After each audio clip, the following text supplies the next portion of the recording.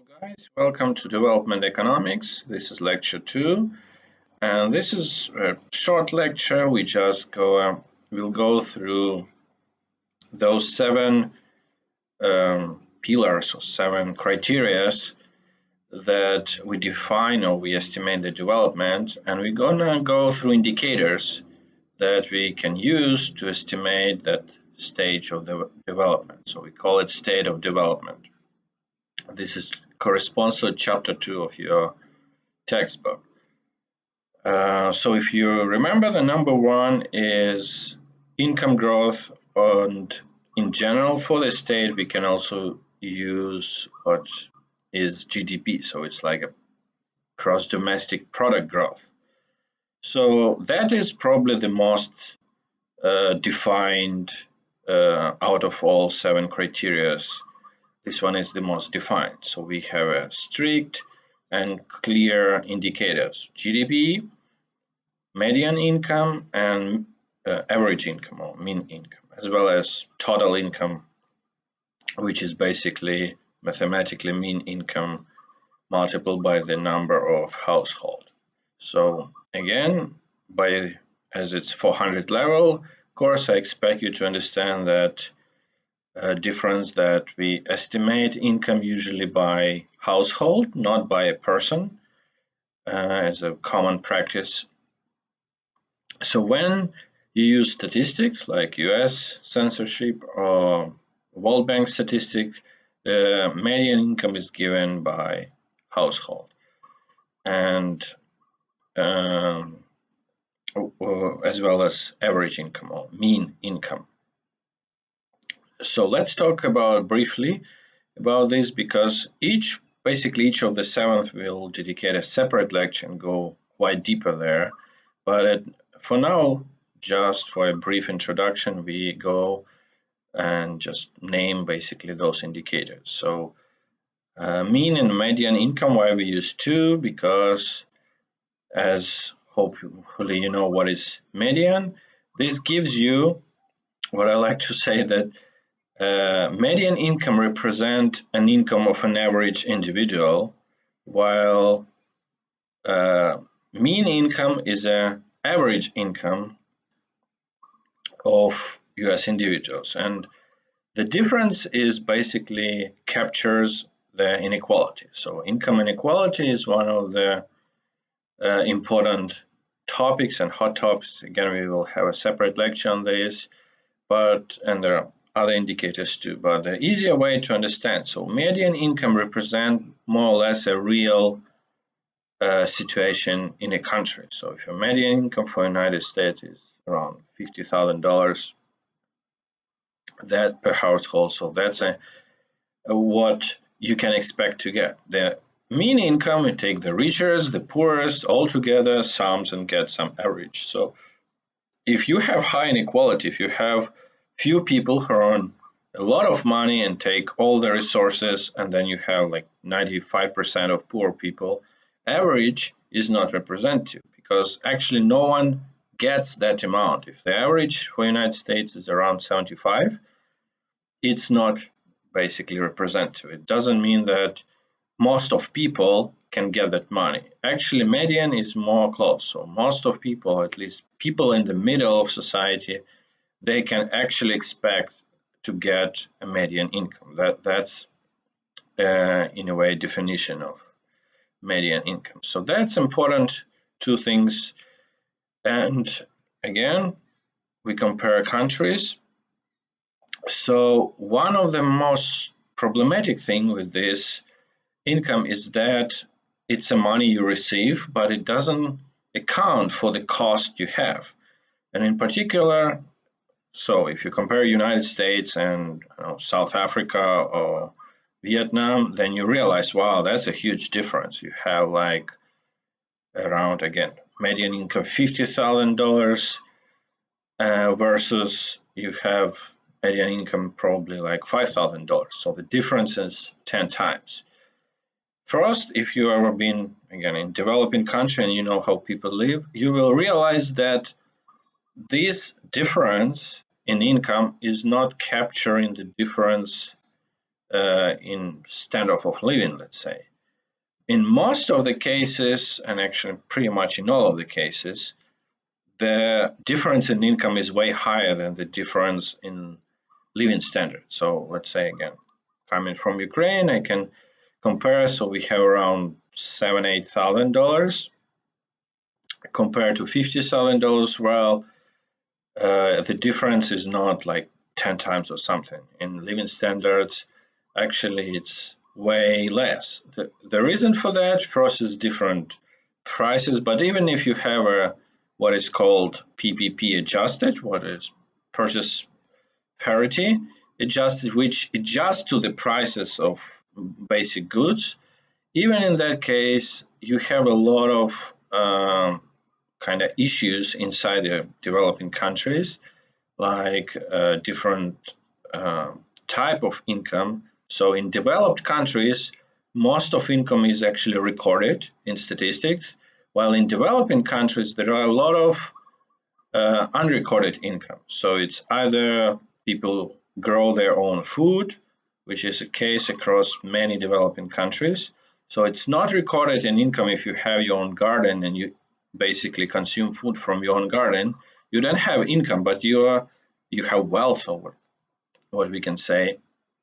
And you have, of course, what's usually known as gray income, which is illegal, but not from illegal activity. So you basically tax, it's a tax avoiding scheme. So you work for cash, you don't pay taxes, you are not recorded, but you don't do illegal activities. So that's why it's gray. So we have like white business, which is completely transparent and recorded in statistic. We have black business or black market that is illegal. So like drugs, guns, and so on, where it's not allowed. But the gray market is when you do a legal service, but you are not recorded as in your income.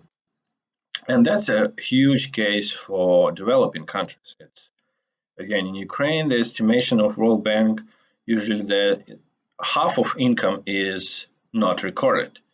It just for tax avoidance, we have half of income. So then again, it's quite popular to have a garden and grow your own food, at least partly traditionally. So the standard of living are not represented by this income, but it's still that's kind of very good indicator, because that's what we have. We have statistic, it's relatively accessible, so we need something to start the comparison.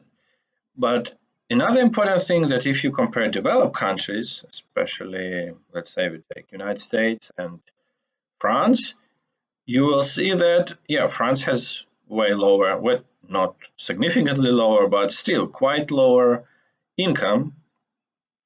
But what is not counted is expenses. In this case, it's very important, because in European Union you have free education and free healthcare, and quite, I would say, lower renting price, because the housing policy is relatively more affordable if you're not, again, not in downtown Paris, but on average through the country, there are more opportunities for a kind of average person to get a decent place of living.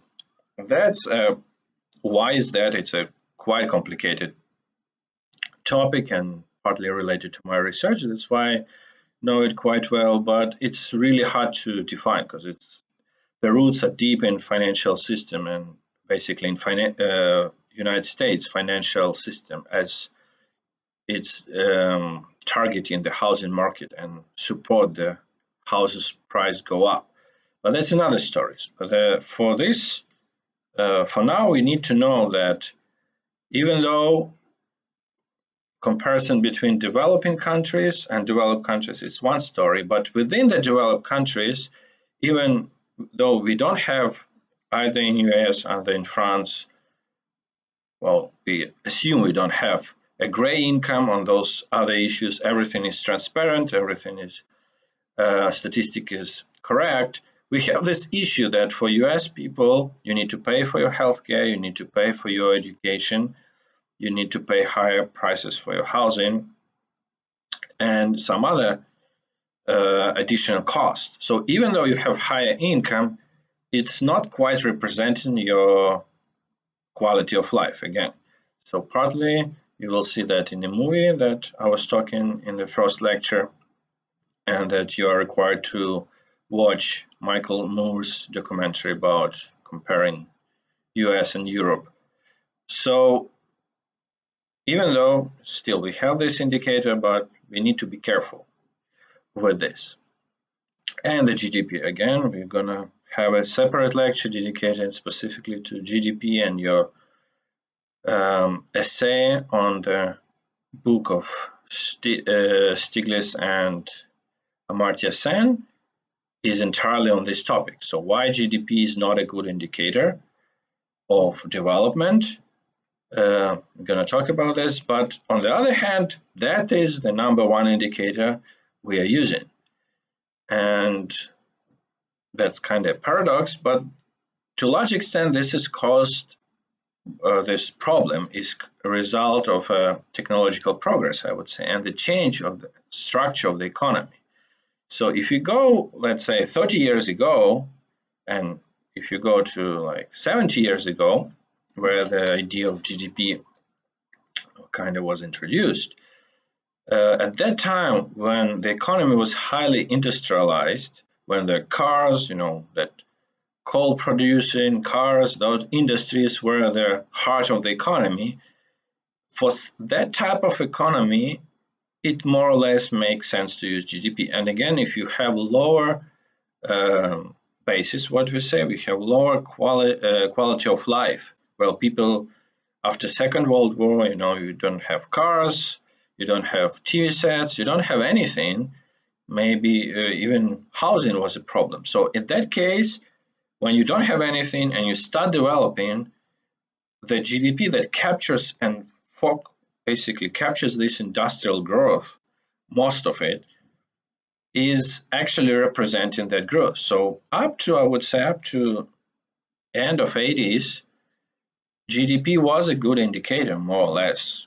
Again, with a caution, but it was making sense to use GDP. But with the technological revolution, with globalization, with the financialization, what we say, when finance accounts the major part of GDP, and all those processes completely corrupted the idea of using GDP as an indicator. So now, 2017, it's really inappropriate, I would say, especially for developed countries to use GDP. But again, historically, and for now, how it is, GDP is the main policy indicator, and that's what people are focused on. So we're gonna study this topic very detailed in future. So moving forward, we have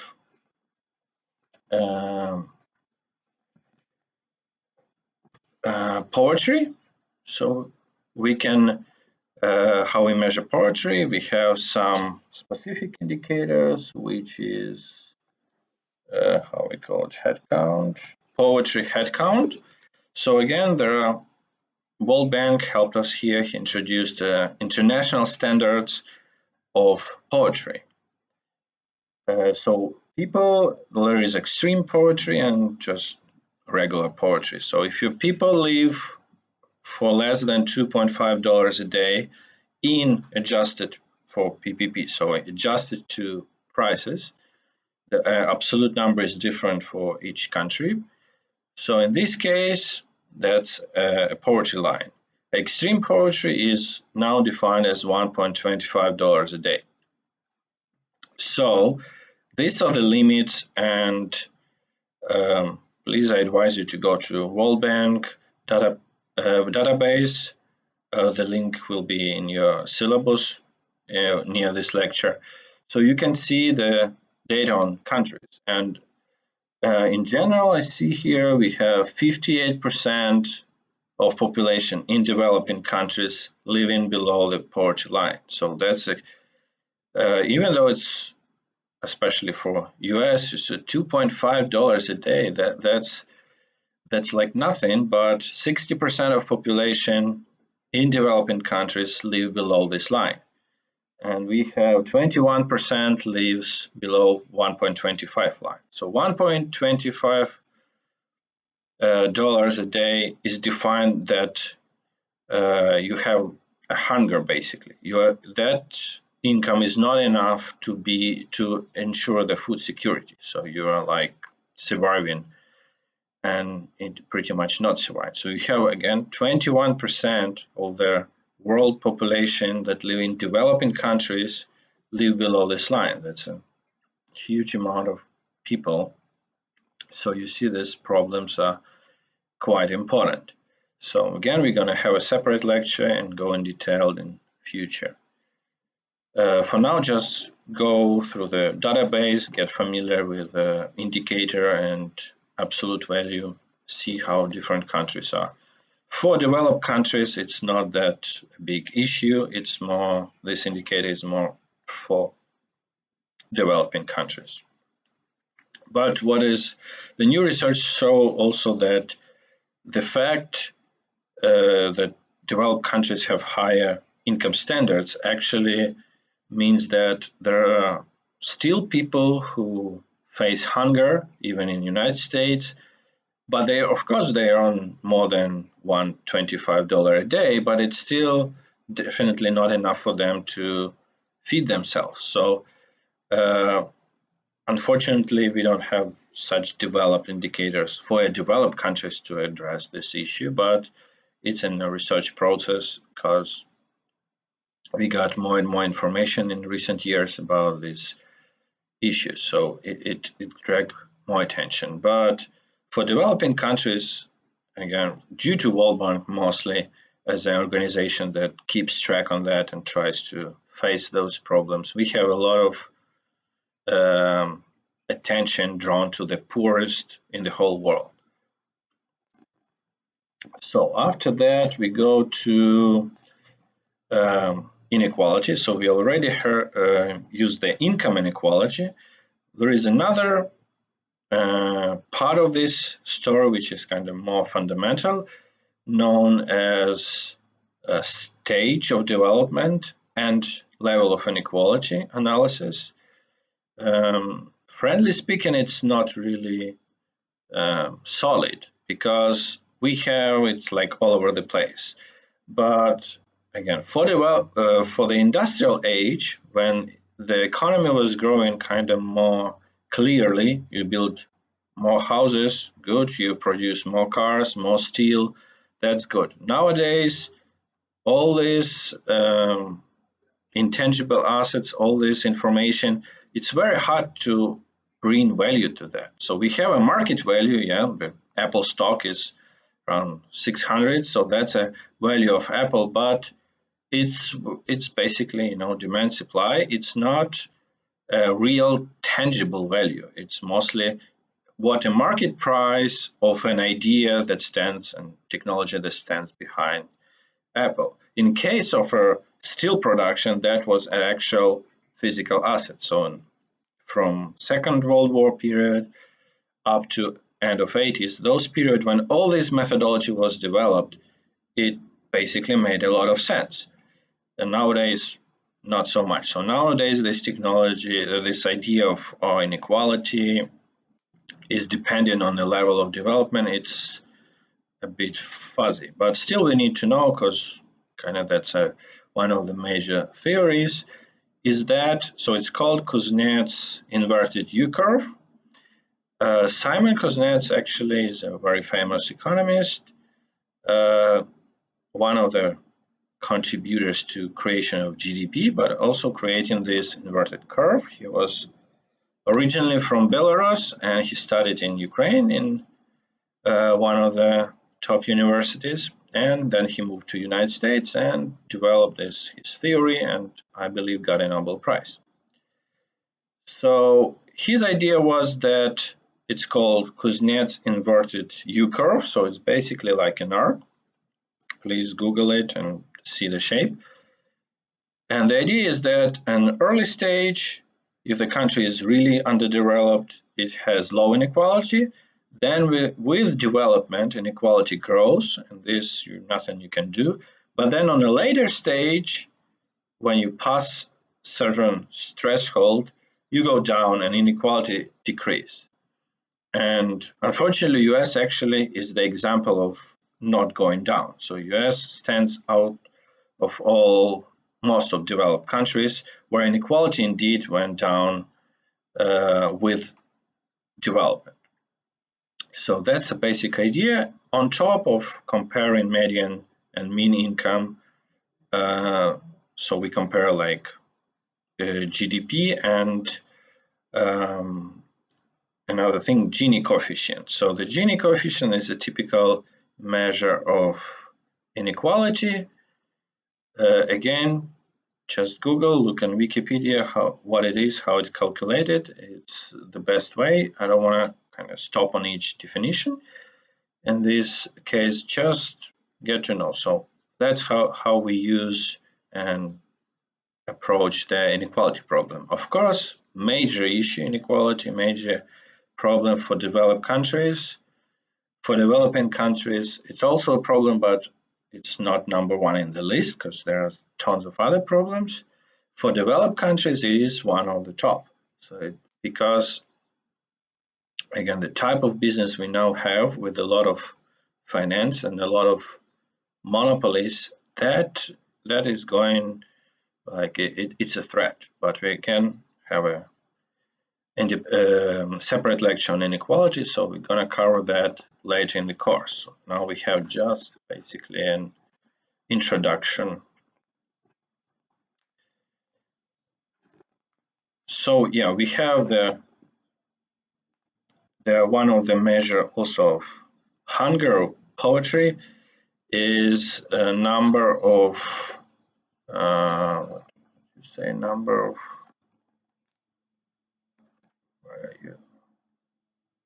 just number of people who live below poverty line. I think I mentioned that. That's one thing. And another thing, when we go, remember one of the last one was a broader estimation of kind of life satisfaction. So it's human rights. That's a bit hard to estimate and quite subjective, but we also have life expectancy and human development index. So that's an important thing. Human development index was again brought by World Bank, but particularly by Amartya Sen, who is one of co-authors of the book that you have in this course about GDP. So he became famous for not trying to get from GDP to at least somewhere. He introduced this human development index, and you have links also to it in your syllabus. So there are two types. You have human development index and adjusted for inequality. That's relatively new development, but please check United States. You will see a huge difference. So in a straight HGI, so it's called HGI, US is on the top of the list. And as you adjust for inequality, it drops down. I think last time I checked was like 30 around. So it's from 4 or 5 in a straight HDI, you go down to 30 if you adjust for inequality. The United States, other countries more or less, developed countries, of course, in the top, more or less same places. So it's interesting indicator. Please get familiar and you'll see how it goes. So, and part of that, remember, one of the pillars was also environmental sustainability, major issue in the news recently, and also part of kind of the other course I teach about the climate change. So one of the topic of interest for me, and US here also kind of struggles a little, doesn't want to even recognize that we need this environmental sustainability. So the way we measure it, again, not perfect, all things that have qualitative parts are very hard to measure. But what we can measure is CO2 emissions. That's what we do. We have some statistic on that too in the World Bank database. And again, US is on the top of the list, together with China, and how it goes in future, we'll see. But that's a responsibility. That's so, you know, it's kind of talking first start from poetry and hunger. But if you deal with that, if you already pass to some level of development, you start thinking broadly. You are thinking about human rights, and then if you establish that, you start thinking about sustainability. What is with future generation? What will your kids inherit from you? And that should be measured too, and we try to measure in this course. So, and I believe, yeah, I guess that's the last one for now, and that will be all. Good luck.